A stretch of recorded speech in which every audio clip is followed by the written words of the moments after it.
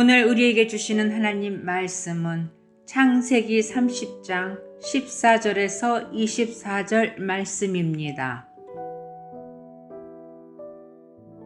밀 거둘 때 르우벤이 나가서 들에서 합한 채를 얻어 그의 어머니 레아에게 드렸더니 라헬이 레아에게 이르되 언니의 아들의 합한 채를 청구하노라. 레아가 그에게 이르되 내가 내 남편을 빼앗은 것이 작은 일이냐? 그런데 내가 내 아들의 합한 채도 빼앗고자 하느냐? 라헬이 이르되 그러면 언니의 아들의 합한 채 대신에 오늘 밤에 내 남편이 언니와 동침하리라 하니라. 저물 때에 야곱의 들에서 돌아오매 레아가 나와서 그를 영접하며 이르되 내게로 들어오라. 내가 내 아들의 합한 채로 당신을 샀노라. 그 밤에 야곱이 그와 동침하였더라. 하나님이 레아의 소원을 들으셨으므로 그가 임신하여 5째 아들을 야곱에게 낳은지라. 레아가 이르되 내가 네 시녀를 네 남편에게 주었으므로 하나님이 내게 그 값을 주셨다 하고 그의 이름을 이사가리라 하였으며 레아가 다시 임신하여 6째 아들을 야곱에게 낳은지라. 레아가 이르되 하나님이 내게 후한 선물을 주시도다. 내가 남편에게 6 아들을 낳았으니 이제는 그가 나와 함께 살리라 하고 그의 이름을 스불론이라 하였으며 그 후에 그가 딸을 낳고 그의 이름을 디나라 하였더라. 하나님이 라헬을 생각하신지라. 하나님이 그의 소원을 들으시고 그의 태를 여셨으므로 그가 임신하여 아들을 낳고 이르되 하나님이 내 부끄러움을 씻으셨다 하고 그 이름을 요셉이라 하니 여호와는 다시 다른 아들을 내게 더하시기를 원하노라 하였더라.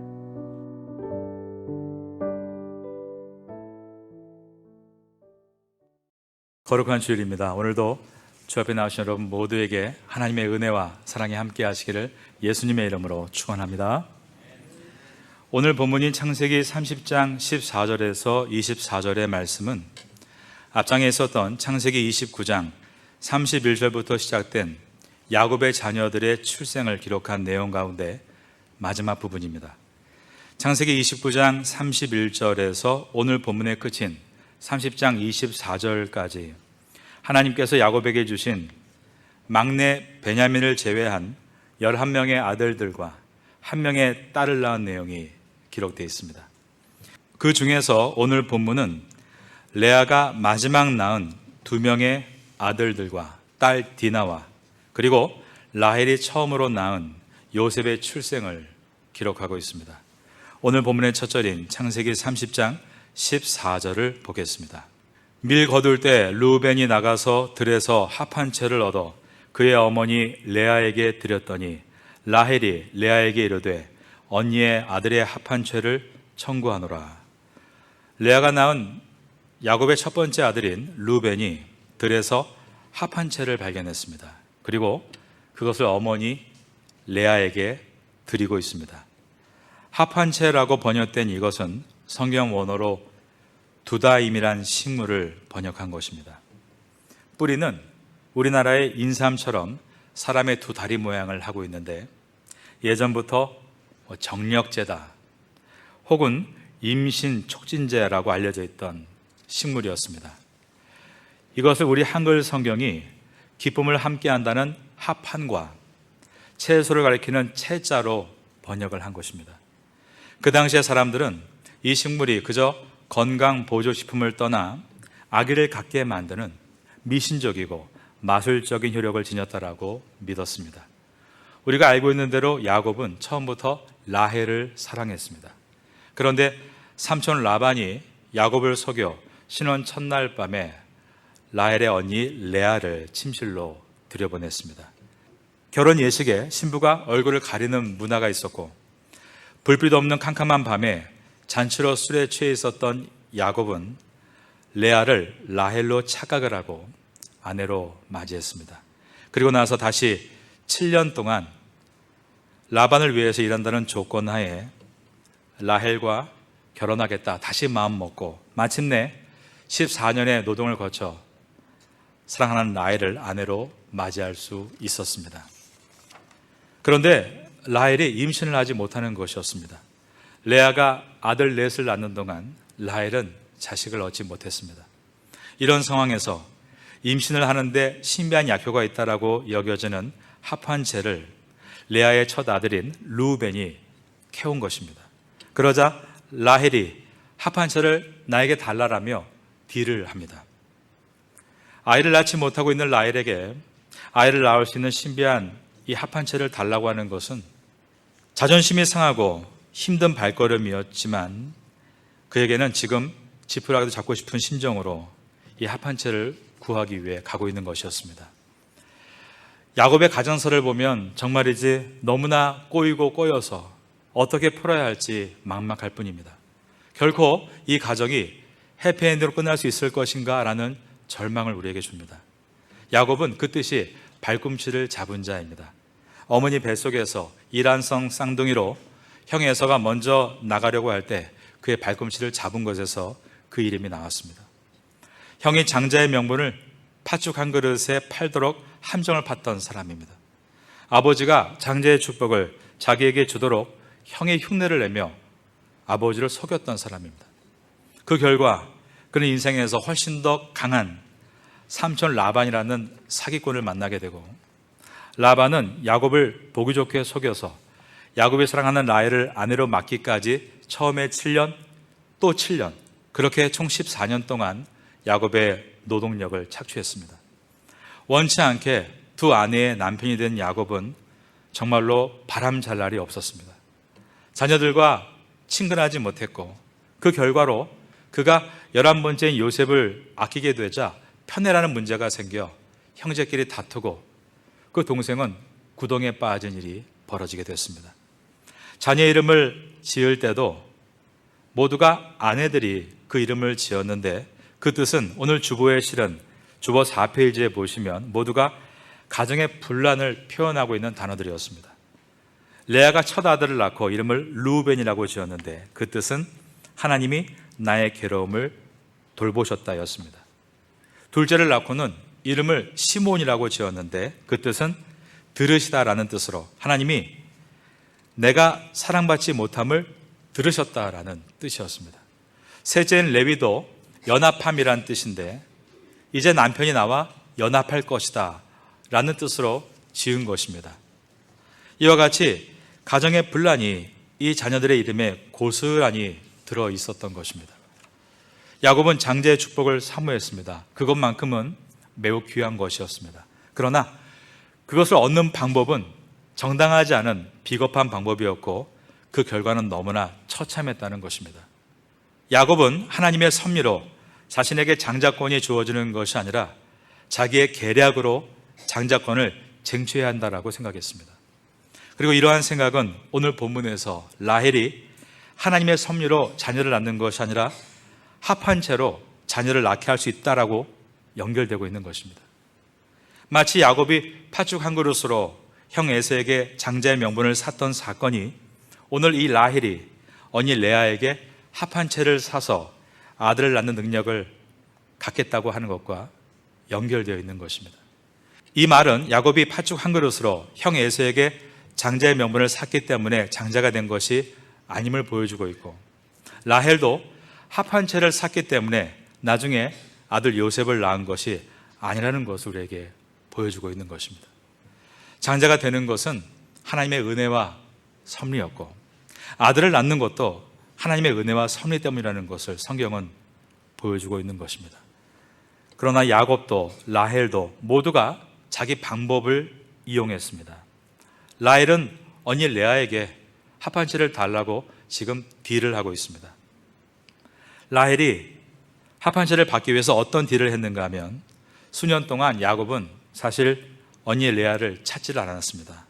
이것을 가지고 합한 채를 나에게 주면 오늘 밤에 당신이 야곱과 동침할 수 있도록 내가 만들어 주겠다라고 한 것입니다. 30장 15절을 보겠습니다. 15절 중반에 보면 라헬이 이르되 그러면 언니의 아들의 합한 채 대신에 오늘 밤에 내 남편이 언니와 동침하리라 하니라 라고 한 것입니다. 그리고 이 일을 성사시키기 위해서 이제 해가 질 무렵 야곱이 돌아올 때 레아가 오늘 당신은 나와 잠을 자야 된다라고 말합니다. 낮에 라헬과 그렇게 딜을 했다라는 것입니다. 여러분, 이것이 어떻게 가능합니까? 정말로 말 같지도 않은 말을 하고 있는 것이었습니다. 그런데 더 이상한 것은 야곱이 아무런 이런 이하의 말도 하지 않고 그대로 응했다라고 되어 있는 것입니다. 16절입니다. 저물 때에 야곱이 들에서 돌아오매 레아가 나와서 그를 영접하며 이르되 내게로 들어오라. 내가 내 아들의 합한 채로 당신을 샀노라. 그 밤에 야곱이 그와 동침하였더라. 이것이 무엇 때문이었을까? 야곱이 그만큼 라헬의 말을 잘 들었다는 말인가? 아니면 갑자기 수년 전에 잠자리를 하고 찾지 않았던 이 레아에게 욕정이 일어났기 때문인가? 야곱의 가정은 이미 깨어질 대로 깨어져 있었습니다. 야곱도 이것을 너무나 잘 알고 있었습니다. 오늘 야곱은 이 사건을 마주하면서 과거에 자기가 자기의 방법대로 장자의 명분을 팥죽 한 그릇에 샀던 생각을 떠올렸을 것입니다. 그리고 자기의 방법대로 장자의 축복을 받겠다고 형이라고 아버지 앞에 거짓말했던 것도 기억이 났을 것입니다. 그리고 형과 아버지의 마음을 아프게 하고 얻은 것이 도대체 무엇이었는가? 지금 레아와 라헬을 보면서 많은 생각을 했을 것입니다. 이제 야곱은 라헬 앞에서 과거에 당했던 형과 같이 속았던 아버지와 같이 그렇게 당하는 모습으로 서 있는 것입니다. 저는 이 부분을 묵상하면서 야곱의 절규하는 부르짖음을 마음으로 느꼈던 것 같습니다. 저는 야곱이 이렇게 기도했을 것 같습니다. 하나님, 저희 가족을 어떻게 하면 좋겠습니까? 어떻게 하면 회복될 수 있겠습니까? 끝이 보이지 않습니다. 계속 우리 가정은 망가지고 있습니다. 저는 하나님의 장제의 축복을 받겠다는 꿈을 꿨지만 우리 가정은 점점 그 축복과 멀어지고 있습니다. 저는 그 꿈을 이루는데 모든 방법을 사용했지만 이제 그것이 옳지 않음을 깨닫고 있습니다. 어떻게 해서든 어떤 방법으로든 목표만 이루면 된다고 생각했지만 저희 가족을 통해서 그것이 틀린 것을 저는 깨닫고 있습니다. 아마 야곱은 이렇게 기도했을 것이라고 생각합니다. 그 이유가 창세기는 야곱에 대한 문맥을 창세기 32장에 두고 시작한 말씀입니다. 창세기 32장은 야곱이 야복 강가의 기도로 이루어져 있습니다. 그 기도의 내용은 땀을 뻘뻘 흘리며 너무나 열심히 기도해서 마치 천사와 씨름하는 것이라고 되어 있고 그 기도가 얼마나 심각했는지 그의 엉덩이 뼈가 부러질 정도였다라고 되어 있습니다. 그는 그곳에서 주 앞에 간절히 기도했던 것입니다.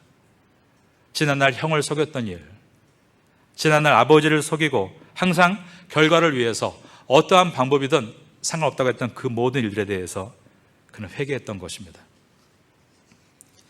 그러한 문맥을 가지고 나아가고 있었기 때문에 오늘 본문에서도 야곱의 이 침묵의 모습은 모든 걸 다 주 앞에 내려놓는 하나님 앞에 모든 걸 회개하고 있는 회개의 침묵이었다라고 말할 수 있습니다. 우리는 항상 하나님 앞에서 어떠한 삶을 살고 있는가 늘 목표를 바라보고 그 목표를 위해서 달려가고 있습니다. 그것은 뭐 나쁘겠습니까? 열심히 사는 것은 맞습니다. 그러나 그 목표에 있어서 모든 과정과 방법이 하나님과 멀어져 있고 오직 목적만을 달성할 수 있겠다라고 생각한다면 그것은 얼마나 잘못된 것인가를 야곱의 가정이 철저하게 보여주고 있는 것입니다. 나중에 야곱이 야복 강가에서 울부짖으며 기도합니다. 그때 하나님께서 그의 이름을 야곱에서 이스라엘로 바꿔주십니다. 이 말은 더 이상 잘못된 방법으로 목표를 쟁취하는 사람이 아니라 이제는 땀 흘려 씨름하며 엉덩이 뼈가 빠질 정도로 기도하는 사람이 되었다라는 뜻이었습니다. 그리고 나서 성경은 이제 이어서 이 야곱이 자신을 죽이려고 400명의 군대를 끌고 오는 형과 마주치는 장면을 우리에게 보여줍니다. 그때 야곱은 더 이상 딜하지 않았습니다. 더 이상 인간적인 방법으로 형을 속이려 하지 않았습니다. 오직 바르고 정직한 모습으로 형을 마주합니다. 기도하다가 부러진 엉덩이뼈를 절면서 한 번 절하고 또 저 앞에서 달려올 형에게 다시 한번 절하고 또 다시 절했습니다. 그러자 형 에서는 저 멀리에서 오는 저 동생이 자신을 속이고 자기의 장자권을 가로챘던 사기꾼 야곱으로 보이는 것이 아니라 자신이 사랑해야 할 동생 야곱으로 보였고, 달려가서 야곱을 죽이는 것이 아니라 야곱을 끌어안고 서로 울며 화해하게 되었습니다. 이것이 바로 야곱의 이야기인 것입니다. 어느 성도님의 딸이 태국에서 공부를 다 마치고 한국으로 대학을 가게 됐습니다. 그래서 부모님이 부탁을 했습니다. 얘야, 한국에 가면 꼭 교회를 출석하거라. 그래서 딸이 한국에서 교회들을 알아본 것입니다. 그리고 한날은 전화가 왔습니다.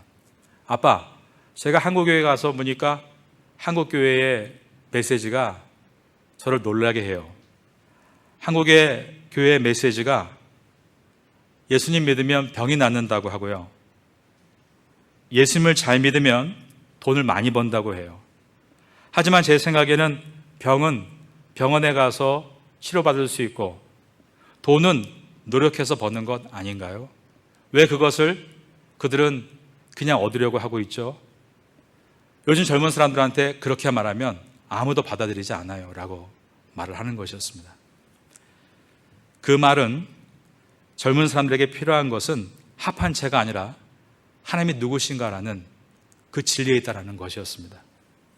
우리 자녀들은 요행을 바라는 합한체가 아니라 하나님이 누구신가를 지금 알고 싶어 하는 것입니다.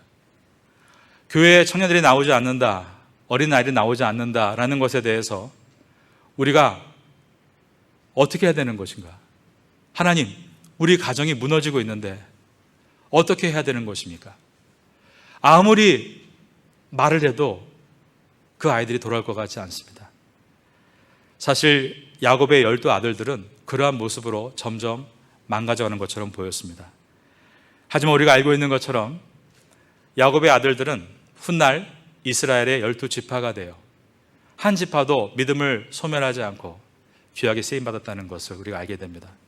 그것은 야곱이란 한 가장이 하나님 안에서 자신의 정체성이 무엇인가를 온전히 깨닫고 돌이킬 때부터였습니다. 야곱이 이스라엘로 돌아올 때부터 그 가정은 회복될 수 있었던 것입니다.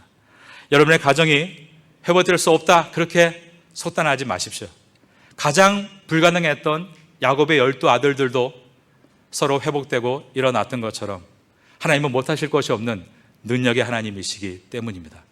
예수를 믿으면서 신비한 유행을 바라고 기적을 바라는 합한체의 신앙이 되지 마시고 언제나 주 안에서 하나님이 어떤 분이신가를 알아가며 바른 신앙을 갖게 되면 반드시 우리의 미래는 회복과 은혜로 돌아가게 될 줄로 믿습니다. 이러한 은혜가 우리 모든 가정에 있게 되기를 마지막으로 예수님의 이름으로 축원합니다.